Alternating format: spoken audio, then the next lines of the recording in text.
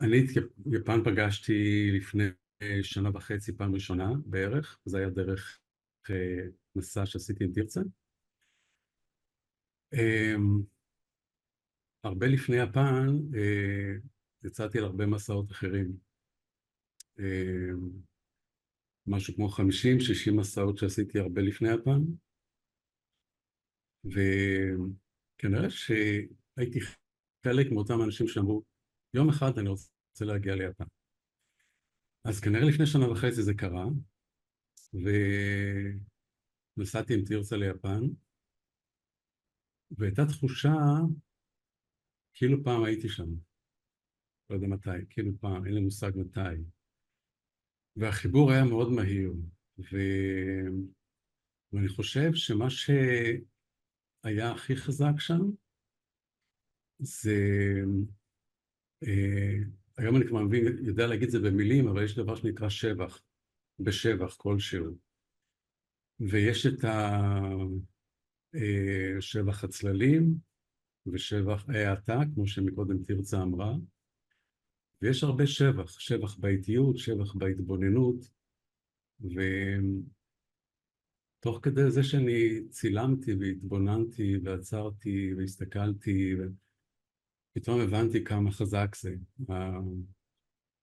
ההאטה והשבח, והעולם שלי זה בעצם צילום, אבל זה יותר התבוננות, זה יותר קצת להבין מה אנחנו רואים.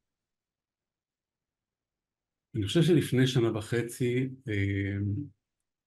איזשהו שינוי קרה אצלי בכל אופן במקום הזה של הצילום וההתבוננות והסתכלות על עולם, על מנהגים, על טקסים, על אנשים בכלל.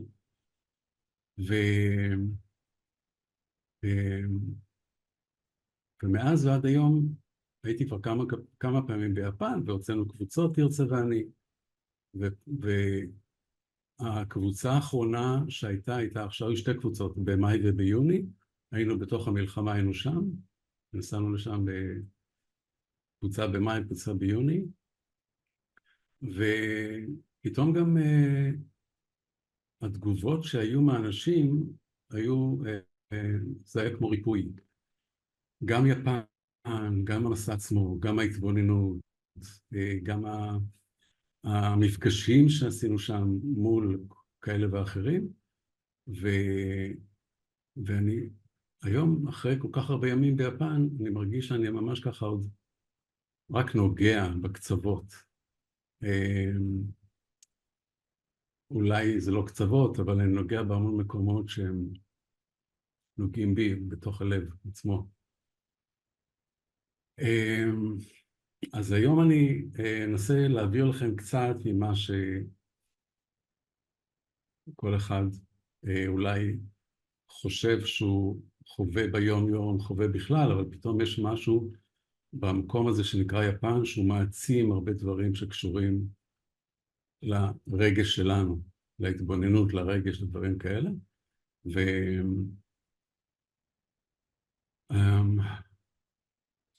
ואני שמח שאתם פה, אז זה בערך. תודה אייל. אני אציג את עצמי. אז שמי תרצה, ובעצם נסעתי ליפן בשנות ה-20 לחיי, וזה היה די מזמן, ונשארתי שם עשור. למדתי, התמחיתי בקליגרפיה, בציור דיו ובאומנויות הנייר, ולמדתי עוד הרבה דברים, בעיקר למדתי את החיים. מאז שחזרתי מיפן, אז לימדתי בהרבה מאוד מוסדות, אוניברסיטאות, מוזיאונים, אבל בעיקר הקמתי את המרכז לתרבות יפן בישראל, שהוא בעצם גשר בין תרבויות, שבזמנים טובים הייתי מביאה מאסטרים, לא בזום רק, לאחרונה זה רק בזום, הייתי מביאה מאסטרים יפנים לכאן, ואומנים, ואנשים ונזירים, אנשים שהגיעו ליפן, ומובילה תלמידים וקבוצות ליפן, יוצרת את הגשר הזה. אני גם מציגה בתערוכות, עושה מיצגי כתיבה, אבל לאחרונה אני מרגישה שהרצון שלי יותר זה באמת לא רק להיות גשר, אלא להיות גשר שיכול להתאים את עצמו לכאן ועכשיו ולמה שקורה. כי הרבה מאוד שנים, ותלמידים שלי יכולים להעיד, דיברנו רק על יופי ורק על החיובי ורק על השמש שהיא זורחת, ולא על השקיעה ולא על החשיכה ולא על הקושי. ואני כמובן מאוהבת ביפן, וזה מה שאני מראה וזה מה שאני מספרת. לא עבדתי שם בתור, לא היו לי עסקים עם יפן, לא הייתי לא מארחת גם, וגם לא מכרתי תמונות ברחובות. למדתי כל הזמן, הייתה לי הזכות להיות חלק ממסורת שעוברת מדור לדור, שהועברה עליי דרך המאסטרים, ולימדתי אנגלית למחייתי. וכך שאני גם מורה וגם תלמידה, התאפשר לי באמת לראות את הצדדים המאוד מאוד חיוביים שיש ביפן. ובכוונה אני מדברת על זה שזה צד אחד של יפן, כי יש גם את הצד השני. ויפן, יפנולוגים יעידו, אם יש אחד הדברים שניתן לומר בוודאות, ואף אחד לא יסתור אותך, כי אתה יכול לעשות דוקטורט, ושנייה אחרי זה יבוא מישהו אחר ויגיד בדיוק את ההפך, וזה גם יהיה נכון, זה שיפן היא ארץ של כתבים. היא בנויה מקוטביות מאוד מאוד רצינית, ניכרת בחיי היומיום ובכלל ובפרט באומנות, בפילוסופיה ובהתנהלות.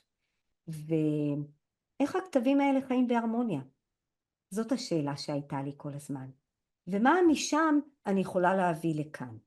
זה מאוד מאוד התחדד בזמן האחרון. כמו שאייל סיפר, אנחנו בשביעי לאוקטובר היינו ביפן. היינו צריכים לבטל קבוצה, כי קבוצה אחת יצאה ובדיוק נחתה פה למלחמה, ואת הקבוצה השנייה ביטלנו, וקיבלנו הרבה מאוד אמפתיה והרבה מאוד חיבוקים, ופתאום הבנו כמה כלים יש לנו בעצם להסתכלות על המצב שלנו עכשיו בתוך מלחמה ובתוך שקיעה מפרספקטיבה אחרת, לא רק רחוקה, כי זו מדינה אחרת ורחוקה, אלא גם שונה בגלל עצם היותה אחרת, היא וכולי, הגיאוגרפיה שלה או כל דבר אחר שאני עוד מעט אעבור על זה. והדברים האלה יכלו לקרות רק כאשר עצרנו, העטנו, בהינו והתבוננו. ופה אני רוצה לומר הרבה מאוד תודה לאייל, שהוא שותף שלי למסעות ולפרויקטים השונים, כי מי שמחזיק מצלמה ביד שלו עוצר ומתבונן, ולא מאפשר לי לרוץ קדימה. כי שם הכל ידוע לי וזה בית בשבילי, ואני לא צריכה מפות כדי להגיע ממקום למקום, ואני מדברת, כותבת וקוראת את השפה, ויש לי מורים שם ומאסטרים ואומנים וחברים, אז אני הולכת בקצב של מישהו שמכירה. אז העצירה הזאת הייתה מאוד מאוד ברוכה, וזה אחד הדברים שאנחנו מבקשים מכם פה, במפגשים האלה, לעצור רגע, לסגור את הוואטסאפ, את הווי-פיי, את הפייסבוק, לקבות את הטלוויזיה, לסגור את הדלת אפילו, להיות כאן איתנו קצת בשקט, בהאטה, בקליטה. אנחנו מניחים שיעלו הרבה מאוד שאלות, והן מבורכות וברוכות.